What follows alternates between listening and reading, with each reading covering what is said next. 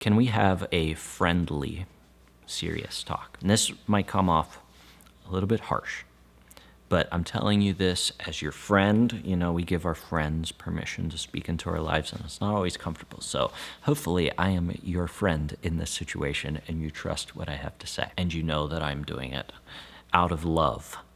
But some of us need to quit being weird when we're leading worship. Some of us don't even know that we're being weird when we're leading worship. But I see it not infrequently. Warning, like sometimes I see this in myself too. So as always in these videos, I'm talking to myself here. Sometimes we're weird when we lead worship, and here's what I mean by that. First of all, the first point of weirdness that I see in myself and other worship leaders sometimes is this worship leading voice. It's like we get in front of our church on Sunday morning and think that all of a sudden we have to talk with a different voice. And if by the way, this is like my real voice. I think this is how I talk. I don't think I put on like a YouTube voice like some people do. This is my real voice.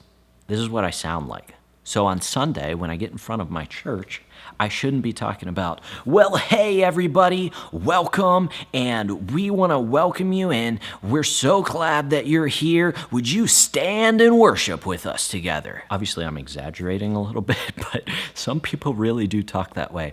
Or we get to the prayer time, and our regular prayers might sound like this to God. God, I just ask that you would be with me today as I'm going through this hard time. I pray that I would feel your tangible presence wherever I'm at. You know, something like that, generic prayer, insert a generic prayer there. But whenever we pray in front of our church, it turns into, Father God, we thank you that you are in this place, that you are here among us. Yes, God, we are so thankful for your glory, for your wonderful nature. Would you ever pray like that in your private time? If you would, then pray like that in public. But if you wouldn't, don't pray like that in public. And I think maybe it's time I define what I mean by weird. When I say weird, it's not that you're different than other people. When I say weird, I'm talking about when you're different than you are in private. When you do things on stage that you would never do in private just because you're on stage. I feel like that is the weirdness that I'm talking about. So is that you? Have you been doing things on stage that you would never do in private because you feel like you're on stage and you have to act a certain way? Quit being weird. One other way we do this, speaking of speaking and our voice, is we use phrases that we would never use off stage, but whenever we get on stage, it's like we develop this whole new vocabulary. And I think it comes from when we watch other worship leaders and we hear them talk a specific way. We'll talk about that a little bit later in this video, but we hear them talk a specific way and they use a phrase and we're like, man, that's a good phrase. Like, I'd like to say it in that way, even though they lead in a completely different context than I do, but I want to use that phrase. And so we're saying, lift up a shout of praise. Can I get an amen? I don't know, whatever your phrase du jour is. If you wouldn't say it off stage, don't say it on stage. You can literally be yourself and it's going to be okay. Just speak with the words that you would normally use. You don't have to be some different version of yourself. You don't have to speak in a different way. Quit being weird. Another way that I see people being weird is that they have embraced awkwardness. Do you know what I'm talking about? Like, there are certain people who feel like their personality is to be awkward, and instead of trying to fix the awkwardness, which, by the way, it might be cute for like the first few weeks, but after that, it's just uncomfortable. And so you get up on stage, and I'm not talking if you're like a first-time worship leader, if you haven't been doing it for a while. We're all awkward when we start, but at some point we've got to grow out of it. And you get up there and you're like, well, hi everybody, let's worship together. And you start playing the song, and then you realize that you forgot to welcome the people on the live stream, and you're like, and to everybody on the live stream, welcome. I don't know if you've seen this, but maybe this is just something in my own sight, but I've seen worship leaders, I hope you know what I'm talking about, and I'm not crazy here. I've seen worship leaders and other leaders embracing awkwardness. And the people in our church, they're like, that's fine, that's just who they are, and they kind of nervously laugh whenever you do it. But I want you to seriously think, have I embraced awkwardness? Because if you have, it's time to move past that awkwardness. You can't be awkward forever just for the sake of being awkward. Now, I think sometimes that awkwardness flows out of another way that we aren't ourselves on stage and we're weird, and that is that awkwardness sometimes flows out of a lack of preparation. So maybe to fix your awkwardness, you just need to be more prepared and quit winging it every single Sunday. When something's awkward, it means that it is difficult to do, or it means that it's not done gracefully.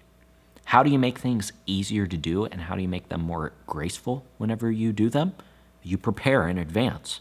That way you know what you're doing, you've put in the work beforehand, so what you're doing is better and it's easier for you to do because you've done the work in private, but then also it's more graceful because you've thought out the transitions. You've thought out what you're going to say whenever you're leading worship. Your preparation frees you up to be less awkward. So are you prepared to lead worship in the way that you need to be prepared to lead worship? Or have you been embracing awkwardness, in turn embracing unpreparedness and making that who you are and saying, this is just how I lead, and the people in your church lovingly affirm you even though they probably shouldn't, and you need a close friend like me, like I said at the beginning of this video, to tell you to stop being weird, stop being awkward, be yourself. Now maybe you're like, I'm not awkward, but I find myself acting a little bit differently on stage than I do off stage.